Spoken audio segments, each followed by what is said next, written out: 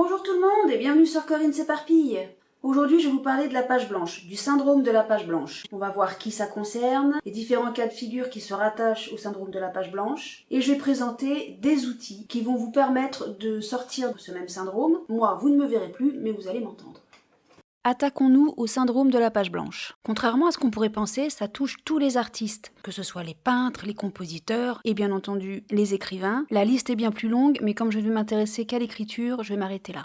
Mais c'est quoi le syndrome de la page blanche au juste ? Alors ça peut paraître dérisoire, mais chaque artiste désire ardemment se démarquer dans son genre. Et pour ça, il va vouloir créer une œuvre parfaite, ce qui semble logique. C'est même normal de vouloir faire quelque chose de parfait. Mais dans le cas du syndrome de la page blanche, le parfait est tiré à l'extrême. À tel point que toute idée qui vient à l'esprit de l'auteur est systématiquement considérée comme mauvaise. Dès lors, il lui devient impossible de commencer à travailler ou de continuer son œuvre. Je vais m'arrêter 2 petites secondes sur ces 2 points.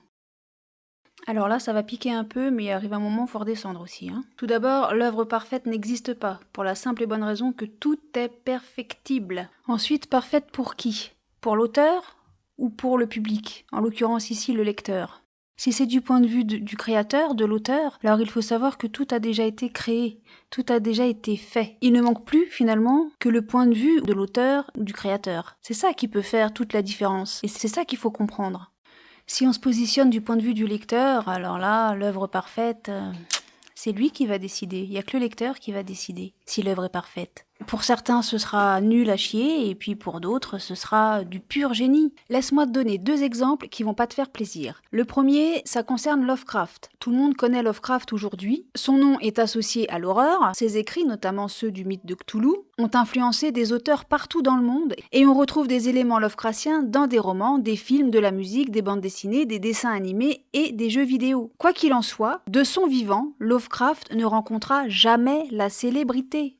Mais il était très peu connu, extrêmement peu. A contrario, et c'est là que ça peut même être décourageant pour certains, je vais te parler du film Va te faire foutre Freddy. Et là, moi, la première fois qu'on m'a donné ce titre, j'ai cru qu'on se foutait de ma gueule. Pour que tu puisses voir la bande-annonce et que tu puisses voir les critiques de ce film, je te mets un lien dans la description de Halluciné. Ce film a reçu 5 Razzie Awards, donc celui du pire film, du pire premier rôle, du pire second rôle, du pire scénario et du pire réalisateur. Et pourtant, quand tu lis les critiques de ce film, il y a de tout. Il y a de ceux qui, comme moi, trouvent que c'est une merde sans nom. J'ai pas dépassé le quart d'heure de ce film. J'ai pas réussi à aller au-delà de ça. A contrario, t'as des spectateurs qui trouvent ce film comme étant une réussite totale dans le débile, quoi.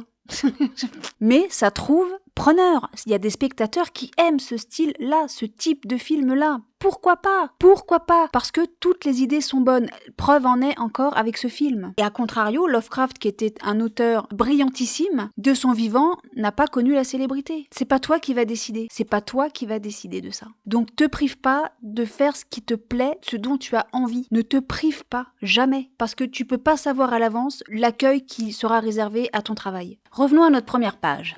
Là, peut-être que tu t'es dit, comment est-ce qu'il peut continuer son œuvre s'il l'a pas démarré ? Bonne question. Malgré tout ce qu'on a vu juste avant, il existe quand même des auteurs qui se lancent. Et ça, c'est la meilleure des choses qui puissent être. C'est de commencer, c'est de démarrer, c'est de faire quelque chose. Et pourtant, l'auteur en question reste constamment, toujours insatisfait.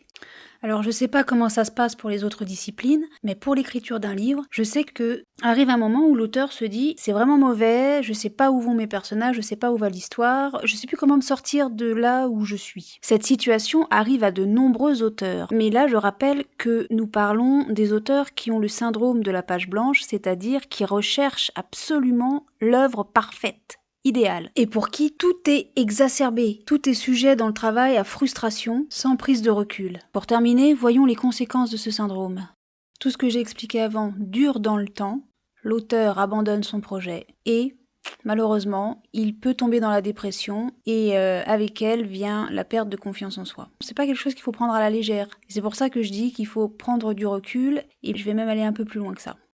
La créativité, c'est comme le sport. On commence par un échauffement. Et on se donne un objectif, c'est tout bête. Ou bien, c'est un objectif de durée, 5 minutes, un quart d'heure, c'est toi qui vois. Ou si tu préfères, tu te donnes un objectif de quantité. 1 page, 20 lignes, c'est toi qui vois. Mais il faut que ce soit toujours la même chose, jusqu'à ce que ça devienne ta routine quotidienne. Après un certain laps de temps, tu pourras mêler, par exemple, une routine de temps avec une routine de quantité. Par exemple, je dois écrire 20 lignes en 5 minutes. Tu associes différentes techniques d'échauffement. Ouais, c'est bien gentil ton histoire d'échauffement, mais avec quel support?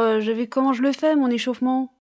Alors là, je vais te donner 2-3 pistes, mais après, c'est à toi de faire jouer ton imagination aussi. Une méthode toute bête, c'est tu prends une photo quelconque. C'est mieux une photo qui t'appartient pas, mais pourquoi pas. Des photos, t'en trouves partout, des images, t'en trouves partout. Et avec la photo ou l'image que t'as devant les yeux, t'essayes de créer une histoire en utilisant les outils donnés juste avant. T'as pas d'image, t'as pas de photo, t'as pas envie de faire de recherche, ok, bah tu utilises ce que t'as sous la main. 3-4 objets, avec ça tu fais une histoire. Même si les objets n'ont pas de cohérence entre eux, j'en sais rien, je vais te sortir moi ce que j'ai sous les yeux. J'ai une boîte de cachou, une manette de jeu et ma ventoline. Et voilà.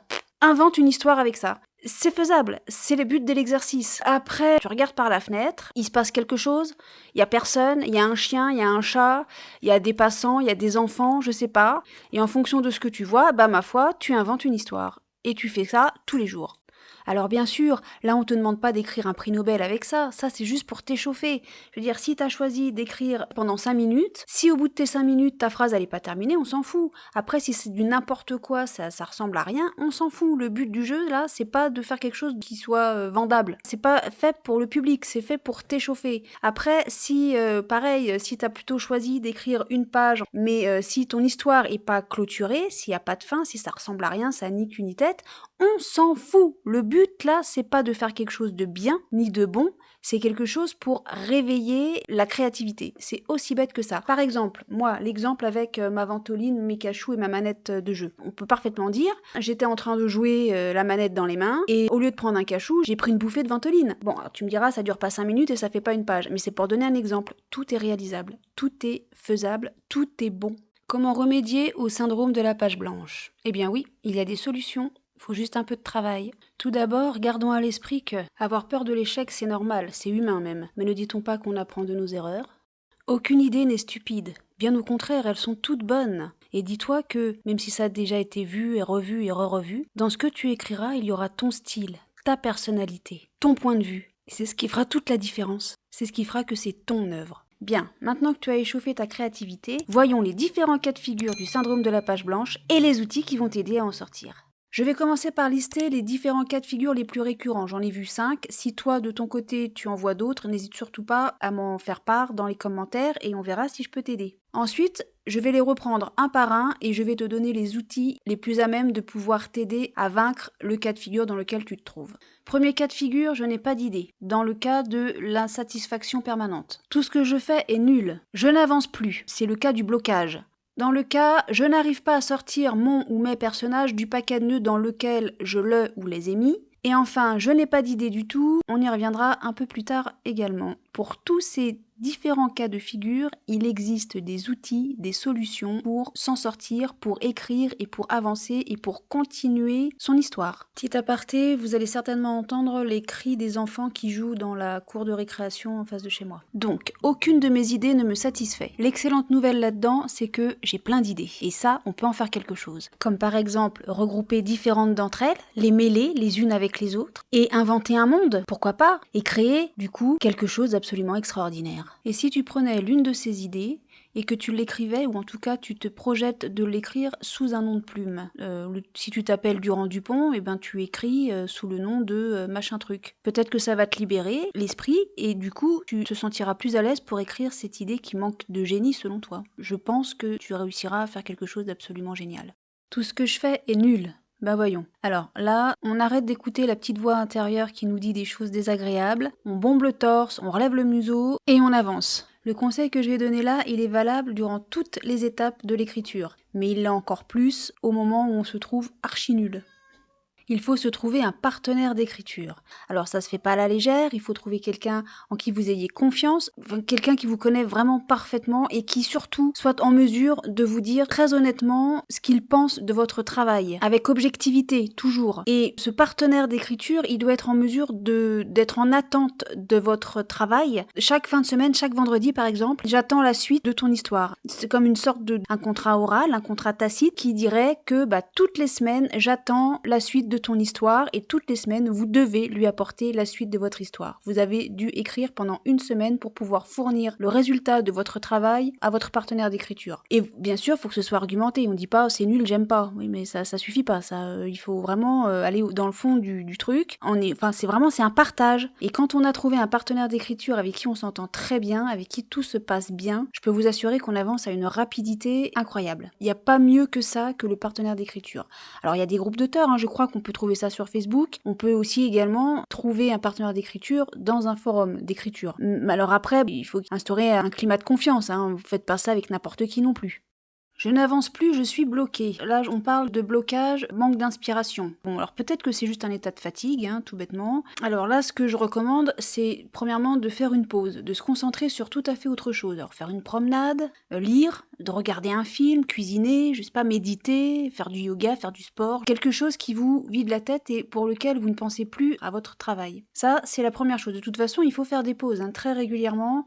Je crois qu'avec la méthode Pomodoro, c'est 25 minutes de travail pour 5 minutes de pause, quelque chose comme ça. Ça, c'est la première chose, donc on fait une pause, on fait autre chose. Alors, faut savoir que l'écriture n'est pas forcément linéaire. Si un passage vous bloque aujourd'hui, vous pouvez y revenir plus tard et, en attendant, attaquer un autre passage qui vous inspire. D'autant plus que si vous attaquez quelque chose qui vous inspire, qui vous met dans de meilleures conditions, vous allez voir que vous allez pouvoir revenir sur le passage qui vous bloquait et vous aurez repris confiance, on va dire. Reprendre confiance en soi, c'est aussi passer à des choses qui vous paraissent plus simples, ou en tout cas plus limpides, ou plus simples à travailler.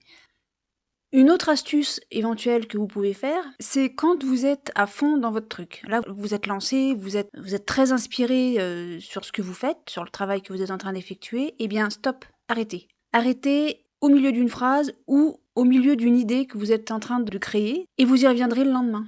À la prochaine séance d'écriture, vous reviendrez exactement là où vous êtes arrêté et vous saurez quoi écrire. Puisque vous n'avez pas fini votre idée ou votre phrase, vous saurez exactement quoi écrire. On va dire que l'élan a été donné et qu'il ne reste plus qu'à le terminer. Ça, c'est une méthode. De mémoire, je crois que c'est la méthode que pratiquait le célèbre auteur Hemingway.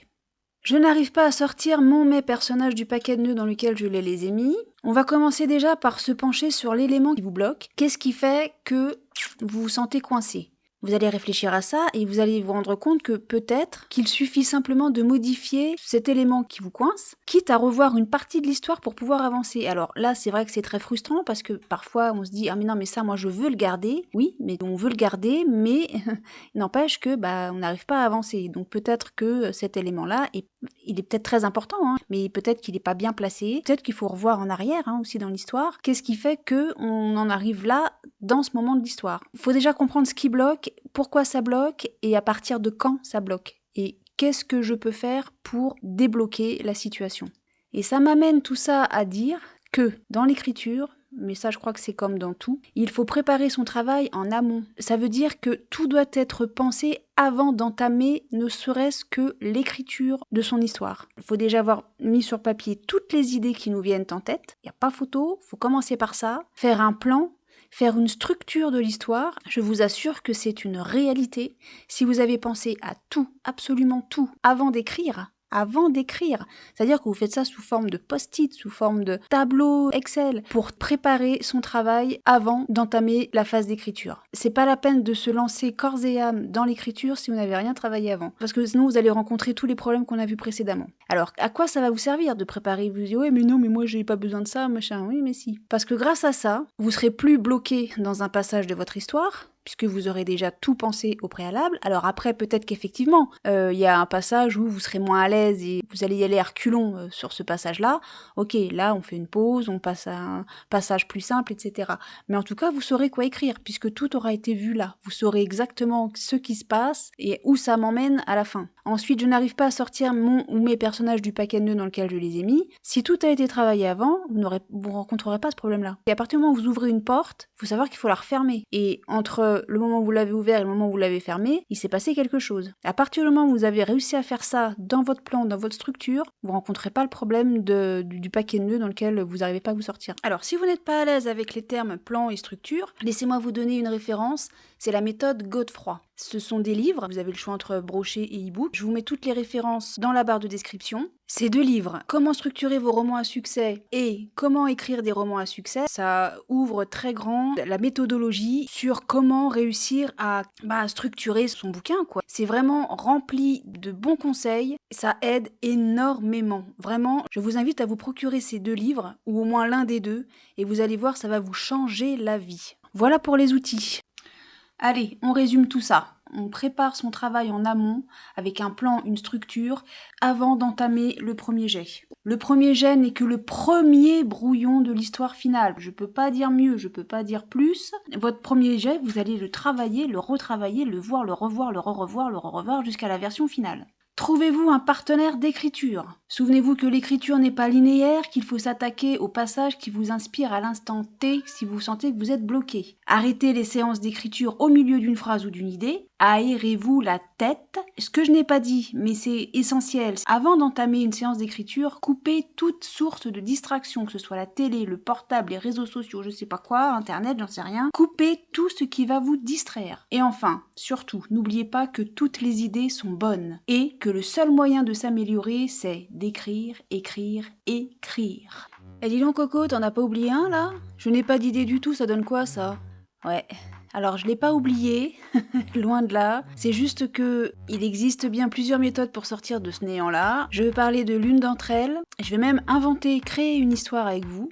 Je vais faire une deuxième vidéo pour cette partie-là parce qu'elle prend autant de temps que cette vidéo-là sur la page blanche. C'est beaucoup trop long et bon, j'ai envie de dissocier un peu les deux choses. Donc partie 2 qui arrive très très bientôt, je vous explique la méthode pour sortir du néant quand on n'a pas d'idée. Donc je vous dis à très vite.